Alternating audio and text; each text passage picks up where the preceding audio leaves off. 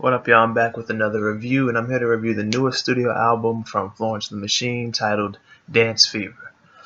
I went into this album completely blind. I'd heard the name Florence and the Machine. They've been around since like 2007, and this is their fifth studio album. But like I said, I've heard the name, but if I've heard a song, I didn't know. So chances are I might have, but just didn't know. They're from London. And there are a lot of things. Everything from art pop to indie alternative, chamber pop. Even with this album alone, I picked up on how there's variety in their music and sound and everything. So let's go ahead and get right into it. This is a 14-track, 43-minute album, and I'm talking about 10 of the 14 tracks. And let's go ahead and get right into it. The first track is King, and here we have Florence. That she is the lead. She is the vocalist of the group. Florence Welch. I believe it's Florence Welch. Yes, it is. Here she is expressing how with her partner they have arguments about whether or not to have children. They talk about the world, their ambitions, how much art that is created is really worth, and how Florence, needs to go out into on the battlefield. She needs to go to war for her material so she can make this art in the first place. And she expresses how she is no mother or no bride, and how she is just a king. And that kind of attitude sets the tone for what this album is, because it's I don't want to spoil the album, even though I'm not really, because I've only gone this deep, but it's Slay Queen music. I'm gonna let you know now. This is fucking Slay Queen music, and I'm with it. I'm 100% with it.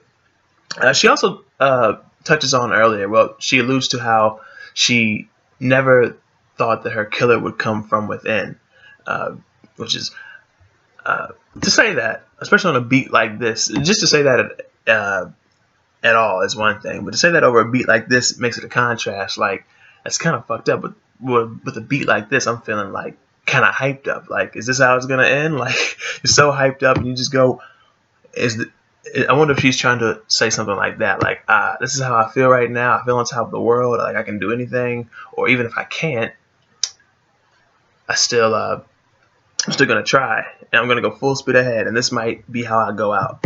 Who knows? The next track I'm going to talk about is Free. This track makes me want to freaking just dance. The beat especially, like the instrumental, it makes me want to just spin and twirl around, like just aimlessly on top of a roof, out in public, out in the rain. Like this, it's one of those kind of beats. Like, it gives me that kind of energy. That's the kind of energy, that's the kind of energy that I'm feeling. She just talks about being picked up, put down, chewed up, and spit out 100 times a day, and how she's always running from something, and how she keeps pushing it back, but it keeps on coming. And people tell her, like, "Oh, this is all in your head, and you're too sensitive." But then she's like, "Okay, but let's discuss that at the hospital." It's like, And she just wonders, like, is this how it's always been, to exist in the face of suffering and death and just still be singing? Which is beautiful. That kind of attitude. See, that's what I'm saying. Like, that's some Slay Queen shit. And it's not just, of course, that's not just exclusive to women. Of course, like, anyone can have that kind of attitude, but she's coming at it with that kind of Slay Queen attitude. And like I said, I'm with it. This next track I'm talking about is Choreo Mania. And here she talks about how she's dancing to imaginary music, and how she doesn't know how this started, like where all of this is coming from, and how she's just out of breath from all of this, just spinning and dancing herself to death. And that's fitting for that to be a part of this track that I'm speaking on, coming off of the last track, Free, because I alluded to wanting to dance just hearing that track. So for this to come next, it's like, oh, that's just great. And then she talks about here how rock and roll is dead, but she asked the question, like, but is that because it hasn't been resurrected in your image? It's like,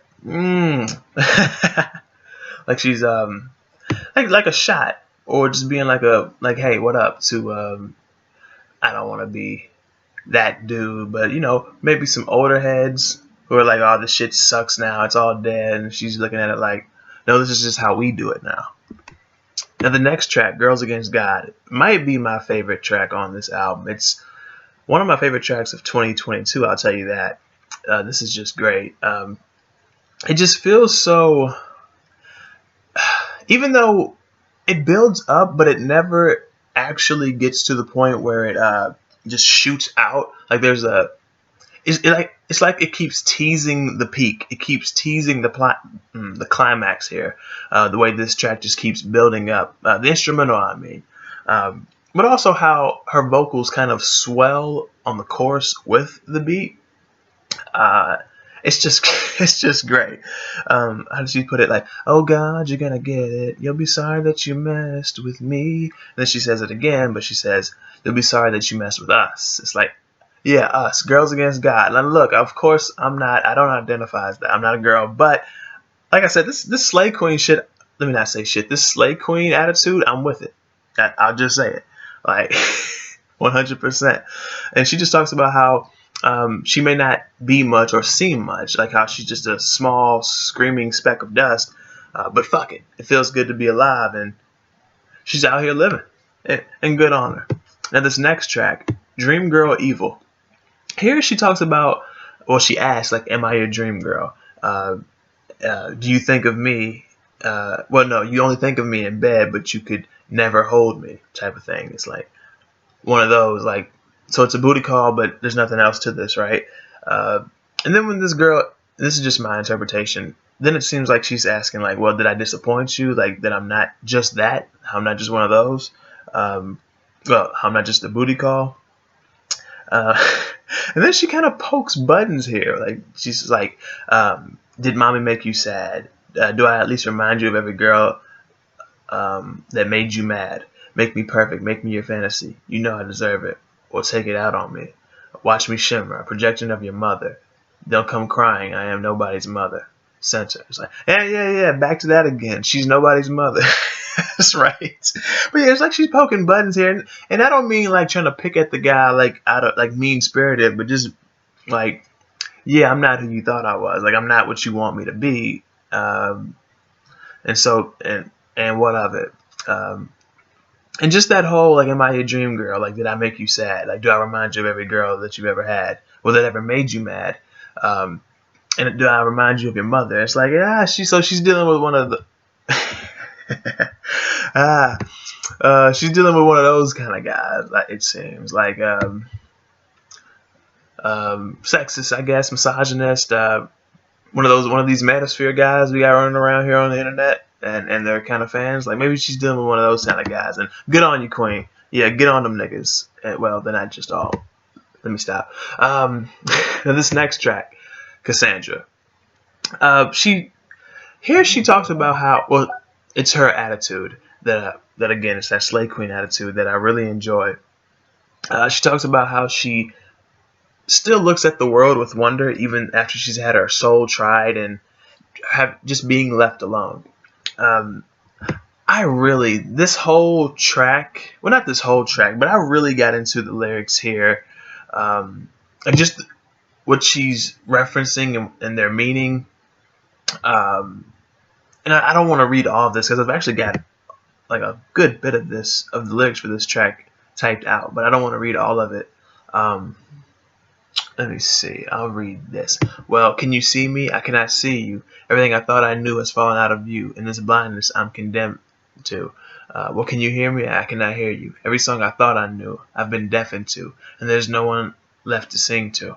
It's like, my goodness. That's poetic right there. That is poetic. She's had her soul tried. She's been left alone. But she still finds a way to look at the world with wonder. Even if she can't see or can't even hear, or it feels unheard or unseen. Now this next track I'm talking about is Heaven Is Here, which, I'm not gonna lie, this is like a tin hut, like a call to action for all the ladies, for the women, for the slay queens out there. This is like What's the lady? I'm blanking on her name right now. Let me see.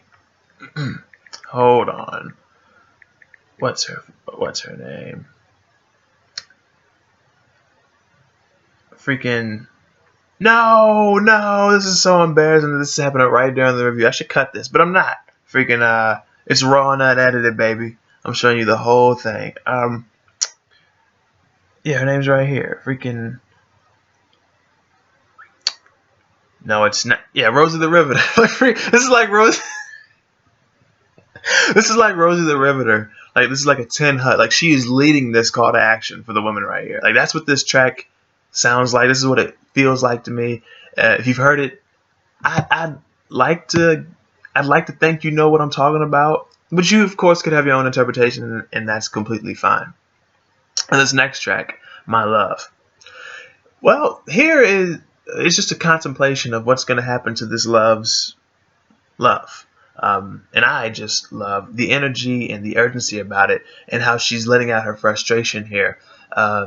It's one of the tracks where I had the least to say about it, which, like Heaven is Here, is actually, but I had more detail because that track was much more memorable. It was such a standout track, even though it's not one of my favorite tracks. I like it, of course. There's every track I talk about I like, and that doesn't mean that with the other tracks I didn't like. I just didn't grasp them the way I did these 10. And I do this sometimes. If I don't talk about all tracks, I want to talk about at least more than half, pretty much most of the tracks, so it'll feel like I'm actually reviewing it and not summarizing or half-assing the review. Now this next track, The Bomb. Here, Florence talks about how she doesn't love this person, but she loves the bomb. And she's like, if I was free to love you, you wouldn't want me, would you? I'm blowing apart my life for you. And it's like unavailability is the only thing that turns you on. It seems what I'm getting from this is that she's saying, well, yeah. She is saying, I don't love you, I just love the bomb. It seems like she loves like, it's almost like maybe even for her, the inconsistency to a point is what makes this so attractive. What makes this person, this whole relationship, attractive, and how she keeps coming back to it.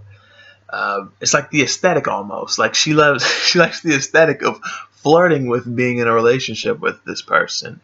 I could be misreading this, of course. I mean, it's my interpretation, so. But if there's a different meaning that I'm supposed to be taking away from this, that Florence and the machine want to be taken away from this, this could be the case right here. But yeah, that's just what I took from this track. And the last track, Morning Elvis. This track it's so fitting too, because I mean it would just have to be like the way she's going out right here. She's saying like she's here. She made it. Like she made it. In the face of everything, she's here. Like she's done it. She got through everything. She was spared, and now she's here to testify on it. It's pretty much what this track is about. It's the perfect closer because for her to be speaking on the for her to have this attitude towards the end here, I'm here, for her to say that, and to I can almost hear a relief in her voice when she's harmonizing. That plus this being the last track on the album, it's just so fitting. It makes it really like the perfect outro track. And I really don't have much more to say on that, really. Like she's just here. That's it. And that's pretty much it for this review as well. If you've heard this album, let me know what you think about it in the comment section below and what you think about my review on it. If you haven't heard it, I definitely recommend that you check it out, and that you then, after you've checked it out, come back and let me know what you think about it and what you think about my review. And that's pretty much it. Be sure to hit the like button if you like this review. Hit the dislike button if you disliked it. Share the review. Subscribe to the channel if you're new and like the content that you see. Be sure to check the description because all of my links are down there, or usernames for other places where you can find me they're down there as well. And that's pretty much it. And I didn't even. This is a written review. This is written on oklo.com, by the way. I just haven't hit publish yet. I'm recording it before I even publish it. If I'm even gonna publish it on oklo.com, it's pretty much hip hop on the site. So, but yeah, thank y'all for watching, and I will see y'all next time.